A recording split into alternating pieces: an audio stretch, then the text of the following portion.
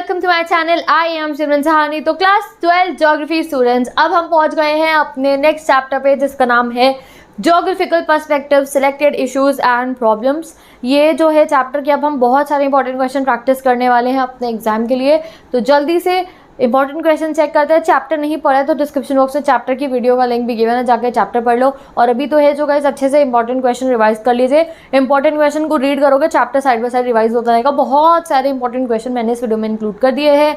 Next हम करेंगे इनके सोर्स बेस्ड क्वेश्चन। तो अगर आपको सोर्स बेस्ड क्वेश्चन पढ़ने, इंपॉर्टेंट क्वेश्चन, मैप वर्क या फिर वीडियोस देखनी है चैप्टर के, डिस्क्रिप्शन बॉक्स में प्लेलिस्ट गिवन है, you can go and search it. Okay, तो पहला क्वेश्चन है हमारा, define the term air pollution, explain any two harmful effect of air pollution. Okay. So a larger proportion of contaminants like dust, fumes, gases, fog, odor, smoke to air for a long duration is known as air pollution. It may be harmful to flora and fauna and to property.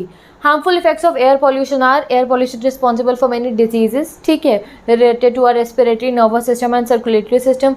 Air pollution is also responsible for smoky fog over cities, which is known as urban smog. It has a negative effect on human health also. Describe the classification of pollutants, जो हमारे air में mix हो जाते हैं, क्या classification है इनका? Classification of pollutant, the type of pollution are classified on the basis of the medium through which pollutants are transported and diffused. तो कैसे क्लासीफाई करते हैं, क्या मीडियम है जिसके थ्रू वो पॉल्यूटेंट जो है वो ट्रांसपोर्ट हुआ है। Name any two diseases that are caused by air pollution, both are given here, you can read it. Next question, which sources of pollution responsible for acid rain? Acid rain किस source की वजह से होती है? Air pollution की वजह से होती है। It is caused by chemical reaction that begins when compounds like sulphur dioxide and nitrogen oxides are released into the air in the atmosphere. They mix and react with water molecules and oxygen to form acid rains. ठीक है, तो acid rain क्यों होती है याद रखना। Which problem have arisen due to the increasing urban population? Urban population increase होने की वजह से कैसी प्रॉब्लम आ रही है? बहुत कंजेशन हो गया है, ओवर क्राउडेड हो गई है। जब भाई बहुत भीड़ है तो क्या है, फैसिलिटीज़ पूरी नहीं पड़ेंगी। Inadequate facilities to support fast growing population and consequent poor sanitary conditions and foul air. ठीक है, अब इतने सारे लोग हैं, सैनिटरी कंडीशंस इतनी नहीं है, तो सैनिटेशन नहीं होगा तो क्या होगा, अनहाइजीनिक हो जाएगा सब कुछ, और पूरा का पूरा एरिया में क्या होगी, फाउल स्मेल होगी और क्या होगी, अच्छी कंडीशंस नहीं होगी। Environmental pollution by solid waste has now got significant because of enormous growth in quantity of waste generated from various sources. अब इतनी ज़्यादा पॉपुलेशन है तो उतना ही ज़्यादा वेस्ट होगा। और अर्बन वेस्ट डिस्पोजल की प्रॉब्लम आ गई है, नहीं हो पा रहा अच्छे से अर्बन वेस्ट डिस्पोज, और इंक्रीज़ हो रहा है नंबर ऑफ स्लम्स। ठीक है, स्लम्स बहुत बढ़ते जा रहे हैं अर्बन एरिया यानी कि शहरों में। Next, how do industries pollute India's water body? अब इंडस्ट्री कैसे हमारे वाटर को पॉल्यूट करती हैं? तो वेस्ट वाटर जो होता है, पॉइजनस गैस होती है, केमिकल रेसिड्यूअर्स होती है, कोई भी हैवी मेटल्स हो गए, डस्ट हो गई, स्मोक हो गई, ये सब जो है इंडस्ट्रीज वाटर में क्या कर देती हैं, सीधा का सीधा डाल देती हैं और उससे हमारा वाटर पॉल्यूट हो जाता है। During the last 50 years the number of industries in India has grown rapidly. अब इतनी इंडस्ट्रीज बढ़ रही हैं तो इस वजह से वाटर पॉल्यूशन जो है बहुत ही ज़्यादा इंक्रीज हो रहा है। Most of these industries are leather, pulp, paper, textile, chemical, sugar mills, thermal power station, ये सब इंडस्ट्रीज हैं जो बहुत ज़्यादा पॉल्यूशन कर रही हैं।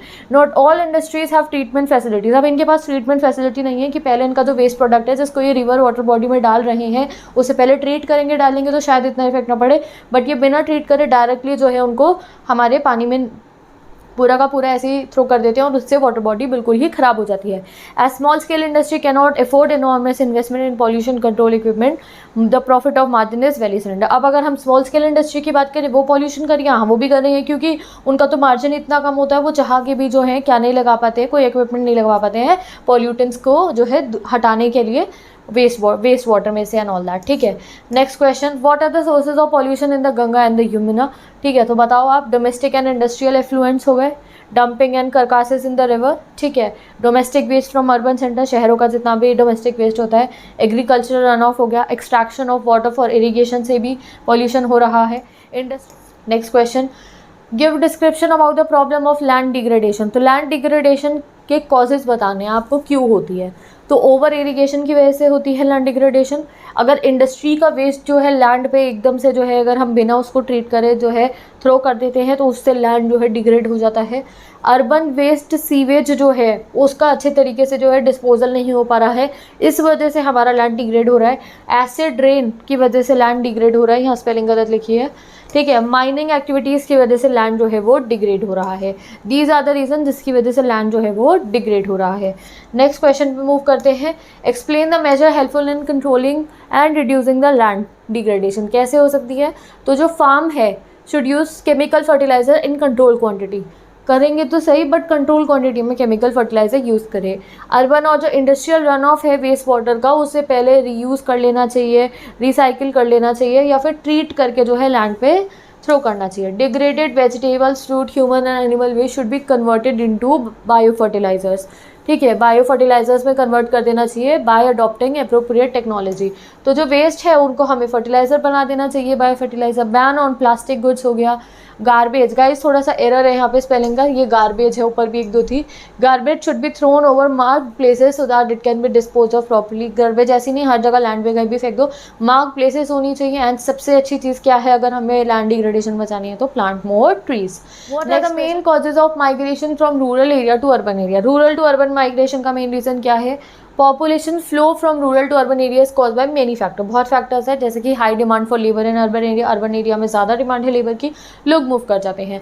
रूरल एरियाज में जॉब अपॉर्चुनिटीज़ नहीं है इसलिए लोग शहरों में जाते हैं। इम्बैलेंस पैटर्न ऑफ डेवलपमेंट, भाई शहरों में डेवलपमेंट ज़्यादा आ गई है एज़ कम्पेयर गाँव में नहीं है, तो गाँव वाले लोगों को यहाँ आना पड़ता है, ठीक है। What do you mean by slums? Slums झुग्गी झोपड़ियाँ, clusters and colonies of shanty structures, these are inhabited by those people who were forced to migrate from the rural areas to urban centres. ये वो लोगों के घर होते हैं जो फोर्स हो जाते हैं रूरल एरिया से अर्बन एरिया आने के लिए फॉर देयर लाइवलीहुड, घर चलाने के लिए, पैसा कमाने के लिए जिनको आना पड़ता है शहरों में। तो वो क्या करते हैं, उनके पास इतना पैसा नहीं होता है, तो वो छोटे छोटे क्लस्टर्स बने होते हैं बहुत सारे घरों के, वहीं पे आके रहना शुरू कर देते हैं और वो बन जाती है हमारी झोपड़ियाँ, या आप कह सकते हो झुग्गी झोपड़ी या फिर स्लम्स, ठीक है। आगे बढ़ते हैं। दे ऑक्यूपाई एनवायरमेंटल अनफ्रेंडली एरियाज। अब ये जो एरियाज होते हैं स्लम्स के, ये एनवायरमेंटल फ्रेंडली नहीं होते, ना ही यहाँ प्रॉपर सैनिटेशन होती है, तो ये आज के समय पे बहुत ज़्यादा अर्बन सेंटर्स में है। Explain any 3 consequences of the air pollution. तो the main consequence of air pollution क्या है? ये बहुत सारे डिजीजेस क्रिएट करते हैं, स्मॉग क्रिएट करता है, ह्यूमन हेल्थ के लिए सही नहीं है, एसिड रेन के लिए भी रिस्पॉन्सिबल है, तो ये बहुत इंपॉर्टेंट है, याद कर लेना एयर पॉल्यूशन के effects. Discuss the 3 main sources of noise pollution in India. Pollution पहले क्या होता है ये पढ़ो। Noise pollution refer to a noise that cause a condition which is unbearable and uncomfortable for human beings, ठीक है। एक ऐसी आवाज़ जो अनबेरेबल है और अनकंफर्टेबल है हम ह्यूमंस के लिए। जैसे जैसे टेक्नोलॉजिकल इनोवेशंस हो रहे हैं, ये सीरियस प्रॉब्लम बन गई है अर्बन एरियाज़ में। बड़े सारे सोर्सेज से नॉइज़ पॉल्यूशन होती है, जैसे फैक्ट्रीज हो गई, मशीनरी की आवाज़ आ रही है वहाँ से, कोई डेमोलिशन वर्क चल रहा है, कोई एयरक्राफ्ट का वर्क है, कहीं लाउड स्पीकर है, कहीं सायरन चल रहा है, इनसे। अगर हम नेक्स्ट क्वेश्चन गाइस इंपॉर्टेंट है, urban waste disposal is a serious problem in India. Urban waste disposal, तो जो Indian metropolitan cities like Mumbai, Kolkata, Chennai, Bangalore, about 90% of the solid waste is collected and disposed, ठीक है।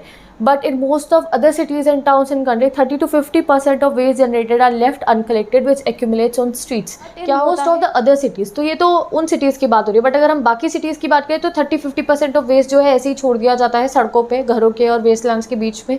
इससे बहुत ही ज़्यादा हमारे हेल्थ पे इफेक्ट पड़ सकता है, एनवायरमेंट पॉल्यूशन होता है इससे। These waste should be treated as resource and utilized for generating compost. तो भाई इन जो ये वेस्ट होता है इनको हमें एक रिसोर्स की तरह ट्रीट करना चाहिए और इनसे कंपोस्ट मैन्योर टाइप बना देना चाहिए। Untreated waste ferment slowly and release toxic biogas to atmosphere including methane. और जब ये अनट्रीटेड वेस्ट ऐसे ही सड़कों पे पड़ा रहता है तो इससे जो है बहुत ही ज़्यादा टॉक्सिक गैसेज जो है वो भी रिलीज होती हैं। तो अब यहाँ तक हमने इंपॉर्टेंट क्वेश्चंस कुछ देख लिए हैं अपने इस चैप्टर के। अब हम मिलते हैं नेक्स्ट वीडियो में जहाँ पे हम इस चैप्टर के सोर्स बेस्ड क्वेश्चन को डिस्कस कर रहे होंगे। ओके, तो यहाँ हमने मेजर सारे कॉन्सेप्ट डिस्कस कर लिए, एयर पॉल्यूशन का, वाटर पॉल्यूशन का, नॉइस पॉल्यूशन का एंड हमारा लैंड डिग्रेडेशन। लैंड डिग्रेडेशन कैसे बचा सकता है, स्लम्स क्या होता है, urban waste disposal, rural urban migration क्यों होता है, जो कुछ इंपॉर्टेंट है इस चैप्टर में से इन द क्वेश्चन फॉर्मेट हमने रिवाइज कर लिया है। I hope this video will help you. मैं मिलती हूँ आपसे नेक्स्ट वीडियो में जहाँ हम नेक्स्ट चैप्टर के इंपॉर्टेंट क्वेश्चंस को डिस्कस कर रहे होंगे। डिस्क्रिप्शन बॉक्स में आप प्लेलिस्ट चेक कर लीजिए, वहाँ आपको क्लास 12 ज्योग्राफी के हर एक चैप्टर के इंपॉर्टेंट क्वेश्चन की वीडियो मिल जाएगी। चैप्टर्स आर देयर, तो जो है आप जाके इंपॉर्टेंट क्वेश्चन रिवाइज कर लीजिए बिफोर योर एग्जाम। मैं मिलती हूँ आपसे नेक्स्ट वीडियो में।